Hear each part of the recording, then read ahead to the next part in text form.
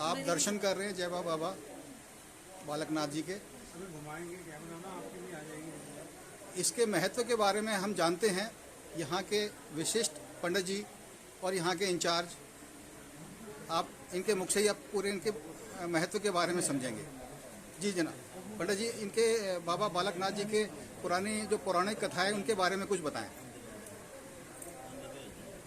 बाबा जी भगवान शिव के द्वितीय पुत्र हैं, स्वामी कार्तिकेय जी, और यहाँ 12 वर्ष के बच्चे के रूप में आए हुए हैं, जिसकी वजह से इनका नाम बाबा बालकनाथ के नाम से जाना जाता है।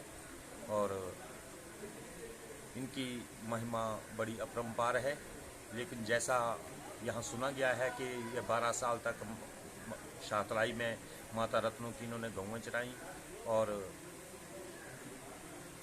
ये शाहतलाई का नाम भी उसी के ऊपर पड़ा है? कोई उसी के ऊपर ये नाम शाहतलाई पड़ा हुआ है, क्योंकि इन्होंने माता रत्नों ने जब इनको 12 वर्ष की रोटियां और लस्सी का ताना दिया था, तो इन्होंने वहाँ चिमटा मार के वहाँ लस्सी का तालाब दिखा दिया था, और 12 वर्ष की रोटियां वो बोर्ड के खोल में दिखा दी थी कि माँ मैं तो पवनाहारी हूँ, मैं तो वायु के ऊपर निर्भर हूँ, तो ये आपकी 12 साल की रोटियां और लस्सी हैं, इसलिए वहाँ का नाम शाहतलाई पड़ा है।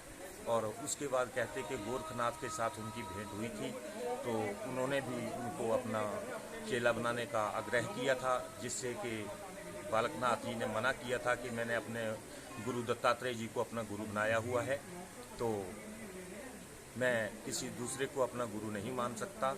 तो फिर जब गोरखनाथ ने ज़बरदस्ती करने की कोशिश की थी तो ये मोर की सवारी करके यहाँ धौलगिरी पर्वत के ऊपर आ गए थे, और यहाँ फिर बनारसी दास के साथ उनकी भेंट हुई थी। तो उसके बाद कहते कि बाबा जी इस गुफा में चले गए थे, और बाबा जी का अखंड धूना सदियों से चलता आ रहा है। जय बाबा जी की जय। आप गुफा के बारे में कुछ और बता पाएंगे? इसके रहस्य के बारे में यहाँ पे सुना है कि नाग देवता वगैरह काफी विराजमान हैं। प्रत्यक्ष दर्शन देते रहते हैं। यहाँ नाग भी हैं, चूहे भी हैं, बिल्लियाँ भी हैं, नेवले भी हैं, और अन्य किस्म के जानवर जो है वो दिखते रहते हैं। जी, यहाँ पर किसी राजा का भी हाथ रहा है सुना है? हाँ, राजा भर्तृहरि जो गोरखनाथ की मंडली के साथ थे, वो भी यहाँ आए थे कहते हैं।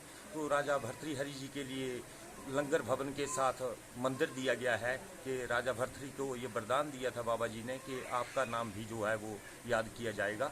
और राजा भर्तृहरि उनको ढूंढते हुए यहाँ जब पहुँचे थे बालकनाथ को, तो फिर वो भी यहीं रह गए थे, वो वापस गोरखनाथ की मंडली में नहीं गए थे। आपकी जानकारी के अनुसार यह मंदिर कितना पुराना होगा? ये तो 8वीं-9वीं शताब्दी का है, इतिहास है। जैसे राजा भर्तृहरि का बारे में बताया जाता है, तो ये विक्रमादित्य के भाई थे राजा भर्तृहरि, तो ऐसा अनुमान है कि 8वीं-9वीं शताब्दी का 8वीं-9वीं शताब्दी का मतलब 1600-1700 साल पुराना तो जी जी जी जी। बहुत बहुत धन्यवाद, आपने छोटे शब्दों में आपने बताया। बाबा जी की विभूति है, ये अखंड धुआं चला है। तो बाबा जी का कहते कि बाबा जी ने कहा था कि जो भी श्रद्धालु यहाँ आएंगे उनको मेरे धुएं की चुटकी, विभूति की चुटकी देते जाना, और वह उनकी जो समस्याएं हैं वो दूर होती जाएंगी, और दिनों दिन इसकी ख्याति बढ़ती जाएगी। जय बाबा जी की। जो विभूति लगाएगा आपने उसकी मनोकामना पूरी होंगी, ऐसा आपका मानना है? जी, जी। और ऐसी हमारी पौराणिक कथाओं के अंदर भी लिखा हुआ है। जी जी। बहुत बहुत धन्यवाद, आपने छोटे से शब्दों के अंदर इतनी अच्छी एक पौराणिक कथा के बारे में बताया। बहुत बहुत धन्यवाद आप। जय बाबा। जय बाबा। जय।